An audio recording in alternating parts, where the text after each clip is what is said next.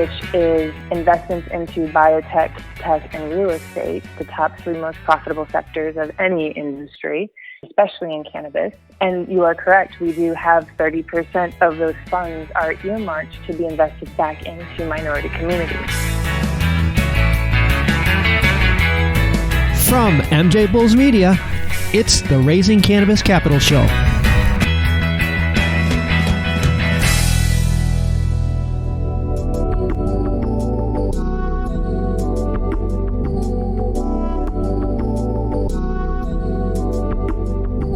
Today in Raising Cannabis Capital, we are joined by Heather Lawson-Bradfield from the Totum Advising Group. Heather, welcome to the show.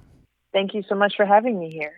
Well, one of the great things about the cannabis industry is that it's still really a blank canvas, and it gives us a rare opportunity to do a lot of good things, including making an industry that's fully inclusive. Because a diverse industry is not only fair, it also makes it a lot stronger. Unfortunately, just the demand to survive is so great that it's easy to lose sight of the bigger picture. And that's why it's so nice to have a company like yours whose foundation is built on giving minority communities the tools and guidance they need to help them succeed. I'd like to start there today if we can. Can you just give our listeners a brief perspective of some of the sort of unique challenges that aspiring minority entrepreneurs face, and in some of the ways that you help them overcome those challenges? Absolutely. Thank you so much. That's a great synopsis of exactly why we do what we do at Totum Advising Group. So we are a minority-focused business development and marketing firm in the cannabis space. And we are minority-focused because, as you mentioned, minorities tend to have a greater challenge of becoming successful entrepreneurs in any business space, but especially in the cannabis space, historically because of the war on drugs, has disproportionately affected the Black and Brown communities. And so what my firm does is focus on extending a hand out to help pull people up and open doors so that they can experience the opportunity of successfully running their own company or firm or online venture, e-commerce, or whatever that may look like in the cannabis space. Mm-hmm. So we achieve that through a couple of different mechanisms. Primarily, what we do is we put our money where our mouth is. We represent these communities. We have women leaders. We have African American leaders. We have non-able-bodied individuals. We have veterans. We have the spectrum of individuals that comprise our company so that we can represent the people that we want to work with. Another way that we do it is by being creative in how we bring on clients. Most times, the greatest challenge for an entrepreneur is achieving capital. So getting the funds or finding a way that they can actually launch their project, again, because of many socioeconomic structures that are out there, which disproportionately affect minorities.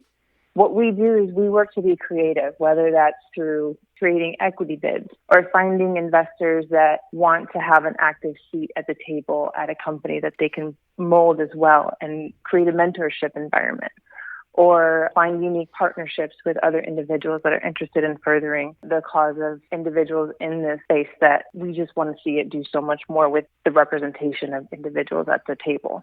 Well, under that same heading, you recently teamed up with CE Hutton to help them really ramp up their Legacy 5280 Partner Fund.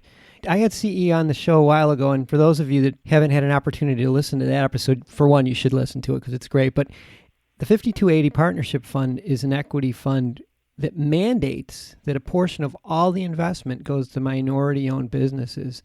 Can you tell us a little bit more about the partnership? Correct. Absolutely. So again, as I mentioned earlier, we really try to walk the walk and talk the talk at the same time. So CE Hutton is another minority-focused business development firm located out of Denver. And we became acquainted with one another when it became apparent that we had very similar end goals and objectives. And so we partnered in creating this venture capital fund, Legacy Partners 5280, which is investments into biotech, tech, and real estate, the top 3 most profitable sectors of any industry, but especially in cannabis. And you are correct. We do have 30% of those funds are earmarked to be invested back into minority communities. Our definition of minority communities are veterans, non-able-bodied individuals, LGBTQ, women, people of color, and any other minority group that we see within this country. We have this set up this way so that we can ensure that there is a door opened for an individual and they can pass that on, and then we begin to see this legacy of generational wealth be created within minority communities that haven't typically had these opportunities in the past. It's so important. It's so important. And you know what's interesting is that I'm seeing this on our end is that we're having investors reach out to us who are actively seeking minority-owned businesses so that they can, for lack of a better word, correct their portfolio, making their investment portfolio reflect the population. That wasn't a thing a year ago, but it's definitely becoming a thing. Yeah, absolutely. We do specialize in the minority space. And so I think our opportunity to see individuals walk through the door and say, hey, it's really important for me to ensure that I have the right team in place or I have the right portfolio makeup, and really understanding that diversity is critical to be able to weather the long-term storms of investing. We find it, again, very important to help the communities that we're in understand that while you want an investor, you don't want to be sacrificing the majority ownership of your company along the way. That's one of the big problems that minorities run into when they're working to raise capital or gain capital. And so as we begin to correct this, as you said, correct this portfolio imbalance, that's another piece of the narrative that we're working in here to make sure that the investors and the investees understand how they can best work together and create that diversity, not just in the portfolio, but again, in the cannabis space in the long term. If someone wants to correct their portfolio, they can do so by investing in the Legacy 5280 Partner Fund. Are there any investment parameters that they should be aware of? Yes, thank you for bringing that up, actually. So we do work with accredited investors only. Not to say that we would ever turn down anybody that wanted to donate to the fund, because you're more than welcome to donate. This is really about a movement and about changing the landscape for the long term for generations to come, which is why we've named the fund Legacy Partners. It's about finding those legacies with the right kinds of partners. So we do also have a $50,000 minimum investment to the fund. All of this information can be found on our website if you'd like more information. That's great. We'll have all of Heather's contact information and the Legacy 5280 Partner Fund. So we've been speaking with Heather Lawson-Bradfield from Totum Advising Group, TAG for short. Heather, I really appreciate you being on the show today. And also thanks for everything that you're doing. This is such important work. Thanks again. Thank you so much. I appreciate you having me here and giving me the opportunity to really speak about what we're doing and the changes that we're working to inflict for all of the individuals that deserve to have a seat at the table in the cannabis sphere. Right time, right place. Let's just make it happen. Good luck. Absolutely. Thank you.